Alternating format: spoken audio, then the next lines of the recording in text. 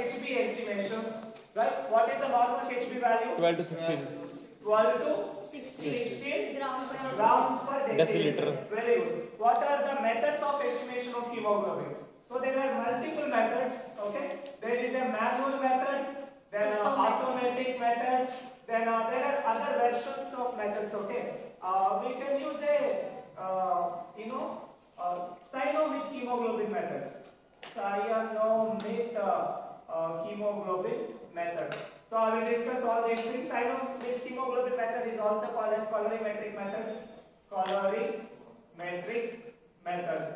So by this you have already understood what is colorimetric method. So here we are using colorimeter. The intensity of the color, right? Color intensity is directly proportional to the concentration of substance present in the color solution, right? Yeah. Then I also need to emphasize on various types of hemoglobins. So in the human we have various types of hemoglobins. Can you tell me types of hemoglobins? Adult hemoglobin, HbA, then HbF, fetal hemoglobin, HbS. then Hb. Yes. What is HbS? Hemoglobin. Yes. What hemoglobin is this? Sickle cell. Sickle cell. Okay. Sickle hemoglobin. Okay. So there are multiple types of hemoglobin. In today's test, we are going to detect the adult hemoglobin. Okay. Keep in mind, only an adult hemoglobin will react with N/10 HCl. Okay. Whereas fetal is resistant to N/10 HCl, and there is another approach of detection of fetal hemoglobin that we'll see later. In this test, we are going with identification or estimation of adult hemoglobin. Is it clear? Yeah. So the manual method is also called as a visual method. This visual method has been developed by a scientist called Sahli, right? So this method is called as Sahli's hemoglobin method. Okay. So this is a cheap and easy to perform method. And automatic methods, we have many machines. Okay, automatically they will count with electric impedance. There are multiple principles of automatically detecting. Okay, so we are going with the manual method, that is Sahli's method. Okay, so in Sahli's method we are doing something called color comparison. Color comparison. What is this color comparison? What are the apparatus included in this test? We'll see. So in Sahli's method, we have a modified test tube. Okay, there is a modified test tube. In this test tube, the bottom marking is 2 and upper up to 140% we have. So the bottom marking is 2 in this test tube. So this is called as HB pipette, HB tube. Sorry, this is not pipette, this is tube, HB tube. Okay. So what we are going to do is, in this HB tube, we are going to color up to 2 mark N/10 HCl, N/10 hydrochloric acid. Okay. N stands for normality. I hope you already know all these things: normality, molarity, molality. Yes. Okay. So this is one normal 10% HCl solution. Okay, N/10 HCl solution. Okay. We have to take up to 2 mark N/10 HCl solution. Then we need to add 20 microliters of blood sample.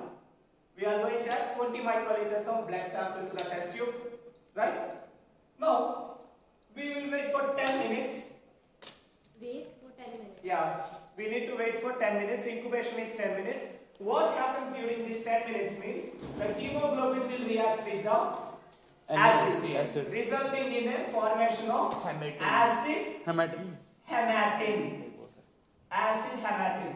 Acid hematin is a brown colored complex. It's a brown colored complex. It's a brown colored complex. Okay. You can imagine this is a deep brown colored complex. Okay. A deep brown colored complex. Okay. Now, what our Sahli did means he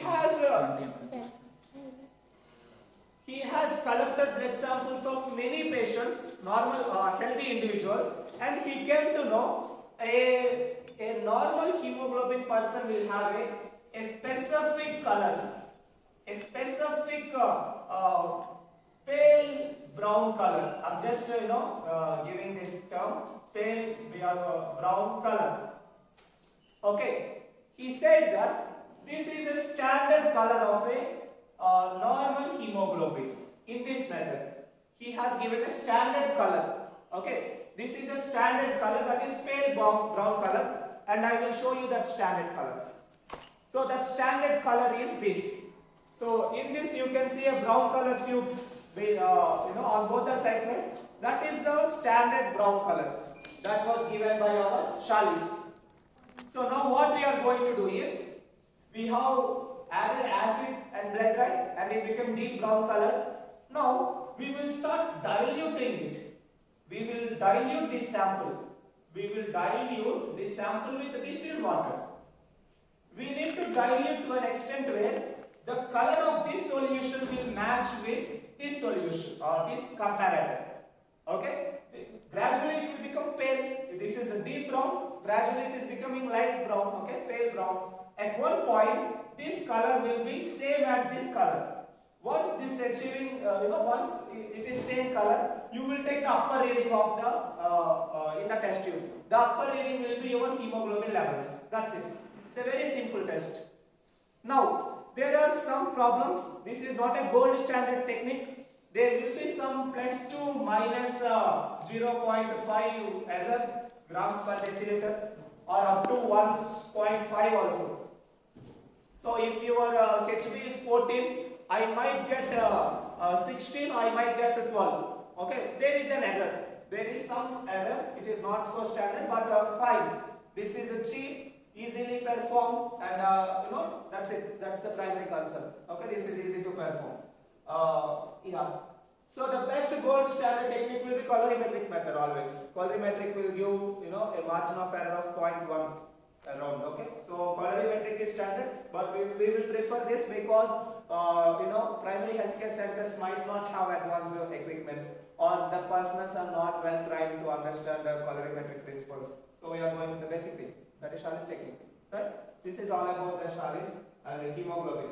So now just tell me, students, increased hemoglobin condition is called as hyperchromic anemia. Hyperchromic anemia. Very good. Hyperchromic anemia. Decreased hemoglobin. Hypochromic. By what differential test you will diagnose HB? What is the meaning of differential diagnosis or differential test? That means alternate test that to confirm these values. So what alternate test you can perform? You already know. CBC. Yes, you will do CBC. You will also do MCHC. Yes, you will perform indices. You cannot perform indices without the data of PCV and HB. Do you remember? Yes, sir. Right? In the formulas of MCV, MCH and CHC, we need the values that have been adopted from PCV and HB and RBC values. So we need these things to get the differential diagnosis. In the indices, we have MCV, MCH, MCHC. So the MCH and MCHC levels will indicate the type of anemia concerned with the hemoglobin, hyperchromic or hypochromic. Is it clear? Yes, sir. Yeah. So now you know differential diagnosis. You know what is the significance of anemia. Now tell me few reasons like decreased HB. In what conditions the HB will decrease? Give me few reasons. Sir, low oxygen. Low oxygen. Low oxygen. Interestingly, during low oxygen, the HB will increase. Interestingly. Okay, why? Yes, because atmosphere oxygen is less. Now your bone marrow will pump more cells, more HB to capture the maximum amount of oxygen available. So there will be more HB. Yeah, give me examples of decreased HB. Multiple examples are there. Sir, thalassemia. 1 second, student. नीचे से pen पकड़ This test. They have shared with you. See, that's a good sign. Okay, all right. It's recording, right? Yeah, fine. Where am I? Sir, decreased hemoglobin. Conditions of decreased HP. Tell me, students. Sir, Quick. thalassemia. Thalassemia, very good. Hemolytic anemia. That is a hemolytic anemia. Yeah. Decreased thalassemia. Then anemia. You need to be specific. Okay. Anemia, but more specific. Yes. Pregnancy of iron. Iron deficiency, very good. Dietary deficiencies, hormonal deficiencies, vitamin B12 deficiency, aplastic anemia, leukemias. Here should be. Very good. Pregnancy, very good. Pregnancy. Very good. Pregnancy, obviously there will be a decreased HB. Very good. Sir, pernicious anemia. Pernicious, now you know pernicious anemia. What is pernicious anemia? Sir, iron deficiency. Iron deficiency anemia. You know, another classical technical term. Yes. Folic acid. Folic acid deficiency. Very good. Folic acid deficiency. All this will cause reduced HB. Can anyone give me example of infectious reason? An infectious factor cause leading to an anemia? Malaria. Very good. So malaria, leishmania, all these blood-related parasitic infection leads to decreased HB. And also HB will be classically reduced in jaundice. Yes, sir. You already know, right? Jaundice. So jaundice is the best example of reduced HB. In what conditions the HB will increase? Now give me the examples. Conditions of increased HB. Yeah. Conditions of increased HB. So now that environmental. Sir, during altitude sickness. Very good. Now Aman said altitude sickness. What is the meaning of altitude sickness? Sir, Any idea? Sir, higher If you climb a mountain, the oxygen levels will drop. So that will lead to a hypoxic shock. During hypoxia, decreased oxygen. So the hemoglobin will increase. Okay, the bone marrow will pump more cells.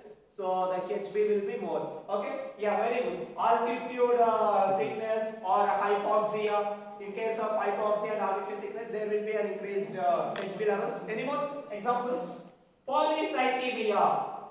Yes, sir. What is polycythemia? Increase RBC. Increased RBC count. So obviously, when there is an increased RBC count, there will be a polycythemic condition. You know, increased HB. Any more examples you want to contribute? Actually, I was done with this. Any more increased conditions? I suspect the patients who has hyperventilation issues like asthma.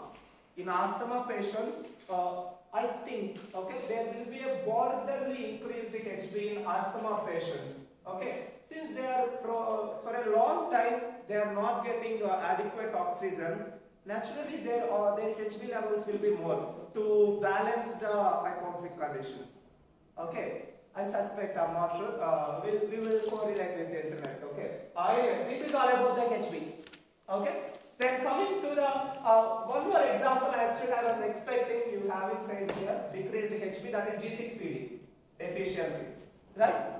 G6PD, which is a hemolytic anemia. So my next test is G6PD deficiency. Okay, glucose 6-phosphate dehydrogenase. This is an enzyme. Keep in mind, glucose 6-phosphate dehydrogenase is an enzyme. And our point of view in HAMAT. This is a HAMAT point of view, not a biochemical point of view. Okay.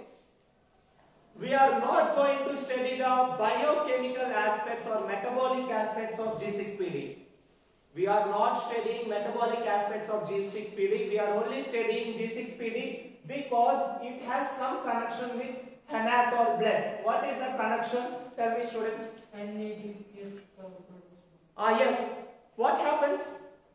So G6PD will convert glucose 6-phosphate to glucose 6-phosphate G6PDH plus it will also release some H plus ions in a BPH.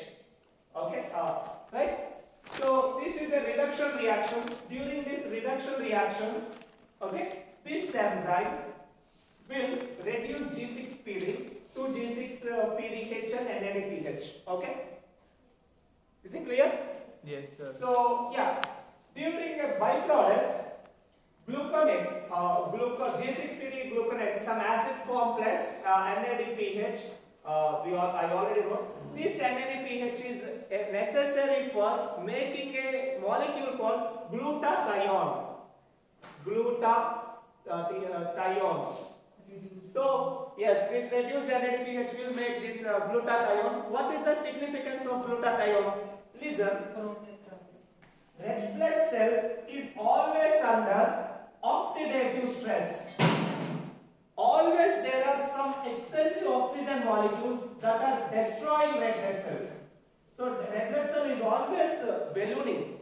Okay, it is enlarging because of internal oxidative stress. Okay. Now sensitive to stress, that is ROSes, reactive oxygen species. The RBC need a very strong cell membrane. That cell membrane is made by glutathione. Glutathione is like the plastic material to the balloon. Okay? If the plastic material is too thin, too fragile, the balloon will blast. Similarly, RBC will blast. Okay? Leading to G6PD deficiency leads to decreased NADPH. Decreased NADPH leads to decreased glutathione. Decreased glutathione leads to a very thin fragile RBC membrane. A thin fragile RBC membrane leads to easily rupture. Hemolysis can happen. Okay, leading to an anemia again. Hemolytic anemia happens because of absence of G6PD. The reason is this. Okay. Now I want to tell one important thing that I haven't discussed in the theory classes. Listen, very important. Write on this one. This is blood vessel and this is our spleen. This is a spleen. Okay. What is the graveyard of RBC? Spleen. Spleen is the graveyard of RBC. We know that, right? Listen, if RBC is destroyed in the red blood cell, okay, that is called as intravascular hemolysis. Intravascular hemolysis. Intravascular hemolysis happens classically due to some malaria. Malaria parasite will enter into the blood vessel and it destroys the RBC. Such hemolysis is called as intravascular hemolysis. Now, if RBC migrated to the spleen and in the spleen it is destroyed, such hemolysis is called as extravascular hemolysis. Extravascular hemolysis. Okay, now tell me students, what type of hemolysis we will observe in G6PD deficiency? Whether it can be intravascular or extravascular? Intra or extra? So listen, the RBC membrane became fragile, but RBC is not yet ruptured. Once the RBC traveled into the spleen, in the spleen there are very minute blood vessels, capillaries. There it will be easily prone to destruction. Before 120 days, this G6PD deficient RBCs will be destroyed in the spleen. Okay, so G6PD deficiency leads to extravascular hemolysis. Is it clear? Before 120 days, the RBC will be destroyed because of this. Keep in mind, students, each and every RBC will migrate through spleen and it will come back to circulation. But only the 120 days past RBC will be destroyed in spleen, or the RBC membrane is fragile. In that conditions, it will be destroyed in spleen. Okay, G6PD leads to an extravascular hemolysis. Then what is the normal value of G6PD? Write down. Normal value of G6PD, that is around 4 to 15 units per gram hemoglobin. It's okay, there's a thunder outside. Okay, 4 to 15 units per gram hemoglobin is the normal value of G6PD. Okay, the plasma G6PD is 4 to 15 units per gram hemoglobin. Is it clear? Yes, sir. Now we will see how we will perform the test.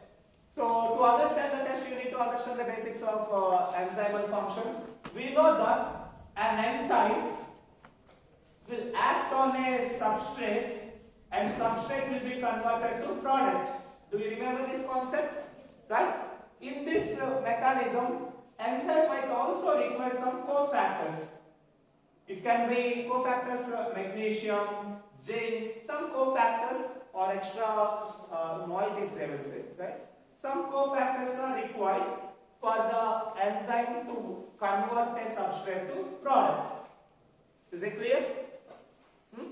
Yes. Now, in this test, we are not going to detect the G6PD, interestingly. It's an indirect test. Our problem, our agenda, I will tell the agenda, keep in mind. Our agenda is, in the patient blood sample, in the patient blood draw, we can say, I want to measure the G6PD levels. This is my idea. I want to measure the G6PD levels in the patient. How I will measure means, I know that in the presence of this enzyme, G6PD will be converted to NADPH. The number of NADPH is equal to number of G6PD enzyme molecules. G6PD enzyme molecules is directly proportional to the number of NADPH produced. The number of products is equal to the number of enzymes present in the sample. That is the idea.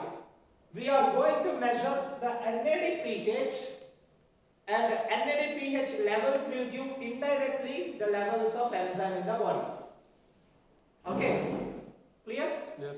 Yeah. How we will perform the test means, with this knowledge, see here, I will take a piece of paper, I added a drop of blood, assuming in my patient blood there is an enzyme, that is G6PD. Okay? I dried this blood spot, I dried it. Now, I will suspend this paper in a solution. This solution has the the cofactors, glucose 6-phosphate plus NADP plus are present. Not NADPH, NADP is the substrate for product, that is NADPH. Okay? In this solution, there is G6P, glucose 6-phosphate molecules and NADP molecules. Now I added this paper to the sample. What happens? Now the reaction will take place. Now the NADPH will be converted. NADPH molecules will be formed. Right? Now these formed molecules will be binded with a fluorophore. I hope you know what is fluorophore. It's a it will emit a bright green color light under UV light. Under UV light, it will emit a green color. Okay, that radium stickers. You are saying radium stickers, right? That radium stickers, a biological version of radium sticker has sodium isothiocyanate. Sodium isothiocyanate fluorophores. That fluorophores are added to NADPH. Or in a nutshell, I will tell. You will keep in this tank for 30 minutes. After 30 minutes, remove this paper. Observe this paper under UV light. This paper must emit some light. The amount of light emitted by the paper is directly proportional to the amount of G6PD present here. Okay? The B's-Lambert's law. Okay? So that is the test. This is a complete indirect test, and that's the principle that I have given in your reports. Okay? So that is how we will measure the G6PD. What is the significance of G6PD? Okay, what is the differential diagnosis of G6PD? Differential lab diagnosis of G6PD. So shape related test. Yeah. What is the secondary test? Okay, this test came positive. We understood there are less level, there are less levels of G6PD. How you will confirm it's a G6PD deficiency? Shape related. Ah yes, tell me.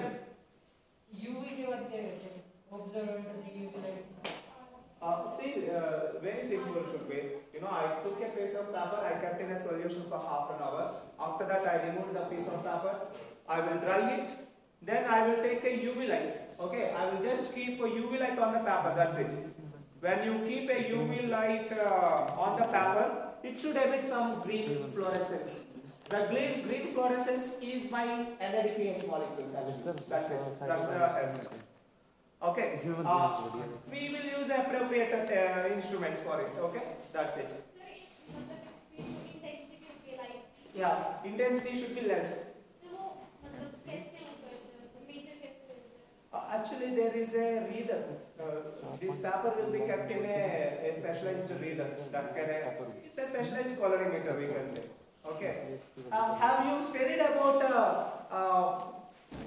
page, SDA, agar, page, polyacrylamide, chromatographic techniques? Yes. You have studied, right?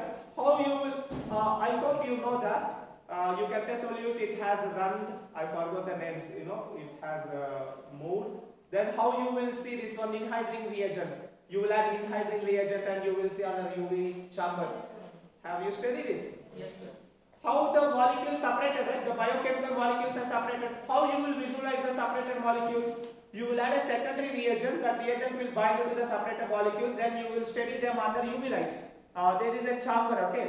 I forgot the name, but there are readers. I did in ICMR. Even I forgot. I separated DNA molecules. Then I Ethylene bromide is something. Ethylene bromide is yeah. Anyway, clear, right? So there are some instruments to measure the light. That's it. Okay, UV measurements are there. Okay. What other things I need to tell here? So oxidative stress, you understood G6PD mechanism, you understood how G6PD happens at differential diagnosis. Tell me, how you will confirm this test? This test came positive, how you will cross verify it? RDW. Okay, Kushi saying RDW, no.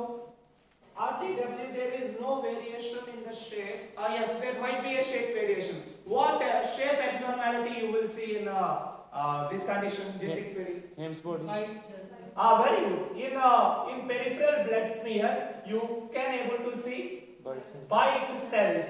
So presence of bite cells is a differential diagnosis of G6PD.